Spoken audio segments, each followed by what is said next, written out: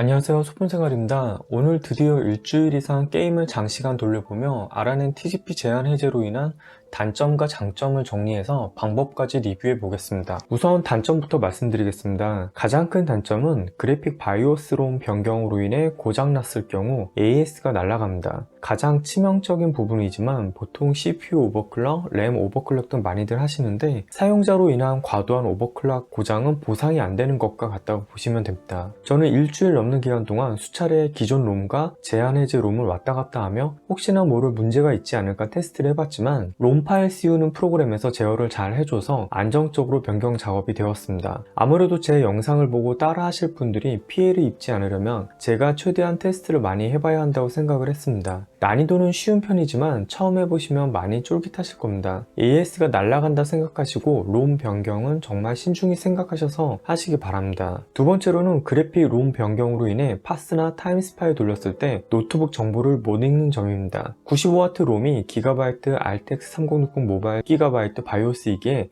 정보 불일치로 인한 문제고요. 기존에는 CPU, GPU 정보가 제대로 나왔는데 롬 변경 후에는 파스에서 제대로 못 읽는 문제가 생깁니다. 세 번째도 중요한 부분인데 제한 해제 후 최대 TCP는 95에서 100W까지 나오긴 하지만 안정성에 문제가 있는 건지 타임스파이 파이어 스트라이크 테스트 시 순간적인 화면 노이즈 현상이 발견되었습니다. 오디세이나 바랄라 테스트 시 105W를 넘는 일은 없어서 그래픽 깨지는 현상은 못 봤지만 105W 이상은 그래픽이나 전원부에 무리가 갈 수 있다는 생각이 들었습니다. 해결 방법은 애프터버너 커브드 전력 조정으로 최대 성능비 전력량 최적점을 세팅해주면 해결됩니다. 다음 최적화 테스트 영상으로 방법을 한번 보겠습니다. 최적화나 세팅이 사람마다 다르기 때문에 어떤 분은 게임이 튕기고 문제가 생긴다고 댓글 달 분도 계실 것 같습니다. 문제가 생길 가능성은 언제든 있기 때문에 원래 롬으로 복구하는 방법도 영상에 포함시키겠습니다. 펌웨어 변경으로 문제가 생기는 건 전적으로 이용자의 책임입니다. 위의 문제점을 알고서도 진행하실 분들은 문제 생길 시 전적으로 본인의 책임이니 원치 않으시면 TCP 제한 해제 방법을 따라하지 마시기 바랍니다. 그 외에는 눈에 띄는 버그나 문제점은 없었습니다. 10W 정도 TCP 올리는 걸로 쉽게 망가지진 않는 것 같다는 생각이지만 방심은 금물인 듯 합니다. 장점은 TCP 95W대로 전력 제한 해제를 하니 커브드 적용 시 전력 대비 소음은 줄고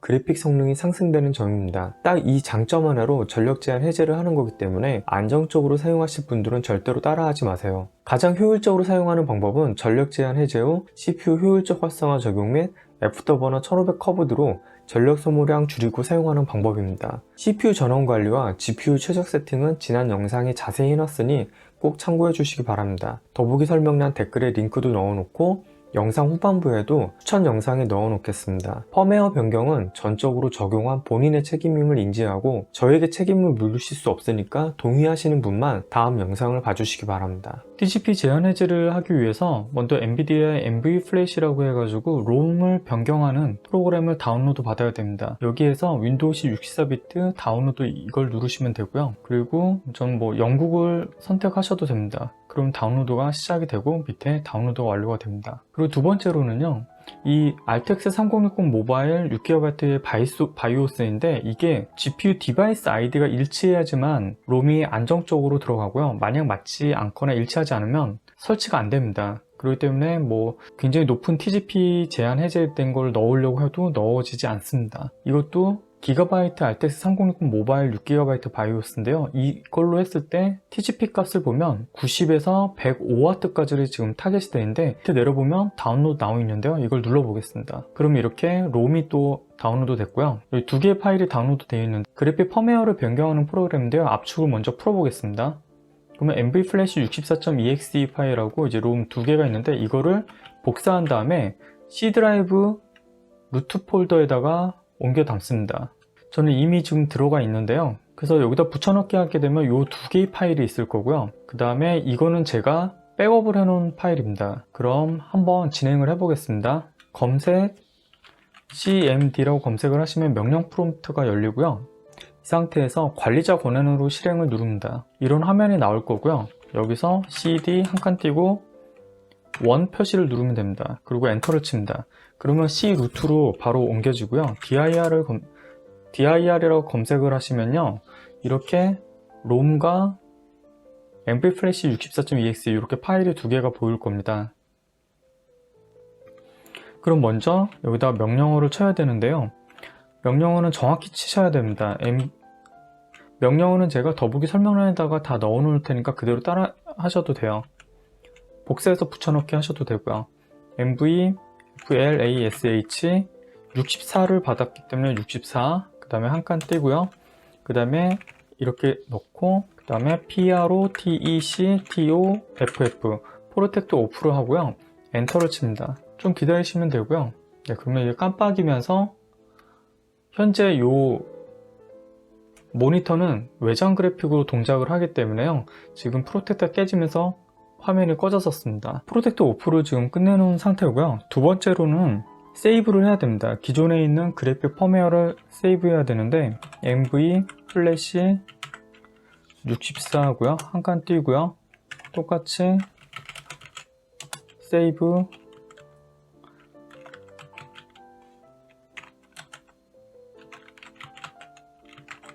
이런 식으로 하시면 되고요. 저는 아까 만들어 놓은 게 있어서 저는 2를 붙이겠습니다.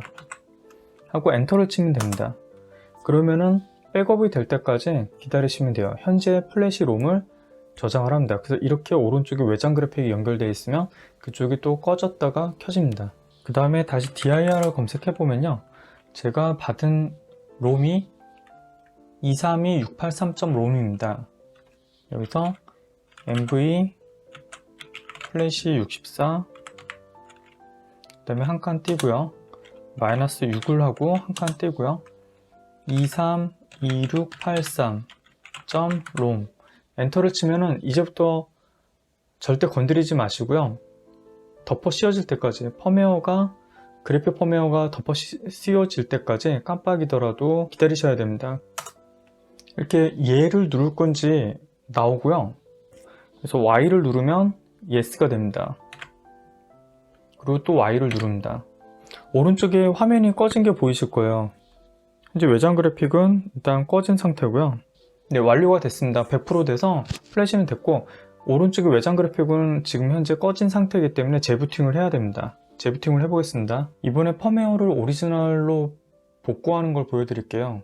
기존에 백업을 해놨던 오리지널 펌웨어로 돌아갈 건데요. 검색에 CMD라고 검색하시고 마찬가지로 관리자 권한으로 실행을 누릅니다. 그리고 얘를 누르고요. 그 다음에 CD 하고 원 표시 누르고 엔터 치면 루트 폴더로 넘어가고요. DIR을 검색합니다. 그러면 이렇게 목록들이 나오는데 여기서 작업을 할게요. MV 플래시 64이기 때문에요. 64라고 하고요. 한 칸 띄고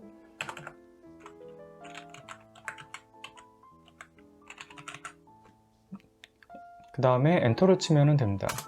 기다리면 이제 오른쪽처럼 이제 외장 그래픽이 잠깐 멈췄다가 꺼졌다가 다시 켜집니다. 그 다음에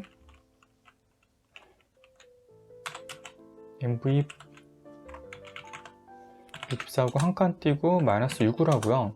그 다음에 오리지널 롬이 이거예요. 제가 처음에 만들어 놓은 건 이거고, 그 다음에 오리지널 vbios2.rom이 있는데 이거를 그대로 복사해 가지고요. 컨트롤 C 누르고 컨트롤 V에도 들어갑니다. 그리고 엔터를 치면은 이때부터 다시 예전 오리지널 펌웨어로 복구가 됩니다. 해보겠습니다.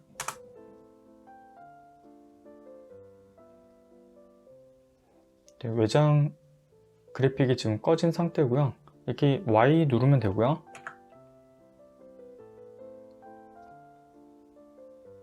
그리고 진행률이 이렇게 올라가죠.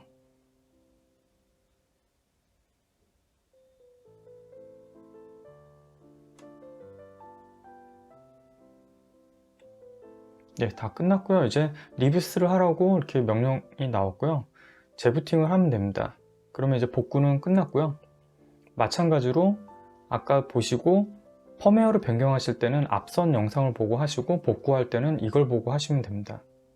오디세이 애프터버너 커브드 1500 CPU 효율적 활성화 상태입니다.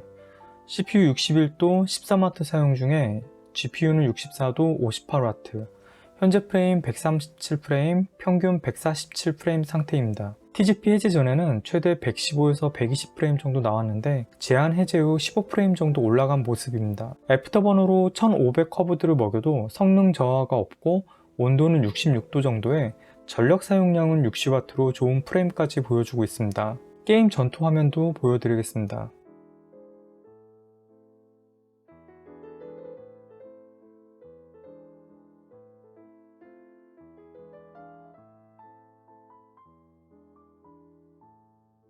90에서 100프레임 정도 나오고 보통 90프레임 정도 나오고 있어서 게임 진행이 부드럽습니다.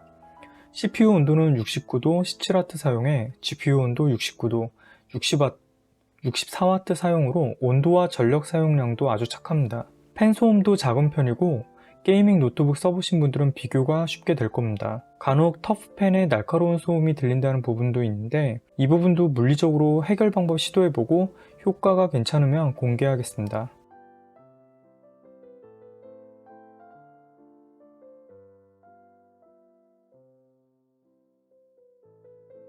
애프터버너를 사용하는 이유는 적은 전력량에서 낮은 온도로 최적의 성능을 내기 위해서입니다. 전력 사용량 대비 성능이 잘 나오고 온도가 낮아진다고 하면 노트북 수명에도 큰 영향을 미치기 때문에 제대로 최적화 세팅이 되어 있고 게임 프로그램에 문제가 없고 애프터버너도 정상적으로 세팅되어 있으면 가장 효율 좋은 성능을 낼 수 있습니다. 보통 이렇게 설정을 했는데도 게임이 튕기거나 크래시 현상이 일어나는 분들을 게임 프로그램이 문제가 있는 경우도 있더라고요. 시간이 지나서 게임이 업데이트가 되면서 해결이 됐다고 저한테 댓글 달아주신 분도 있었습니다. 개인적으로 최신 그래픽 드라이버 496.76부터 471.11까지 게임 레디 드라이버를 테스트해봤는데 가장 벤치 점수가 가장 잘 나오고 그래픽 떨림 없이 안정성이 있었던 건 496.49였습니다. HDMI 출력 문제를 해결해 보려고 설정도 많이 만졌는데 아직 그 부분은 해결책을 못 찾았습니다. 그래픽 드라이버가 설치된 상태로 재부팅 시 화면 연결은 되어 있지만 연결된 외부 모니터가 검정색으로 보이고 HDMI 선을 뺐다고 보면 켜지는 현상이었습니다. 현재 해결 방법은 그래픽 드라이버를 설치 후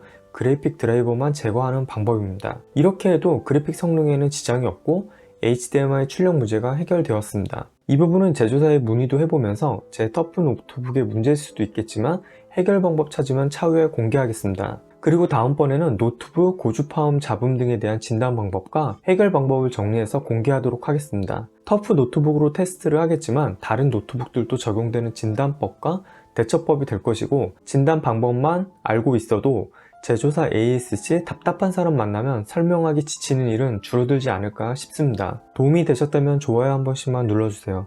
다음에 또 올게요.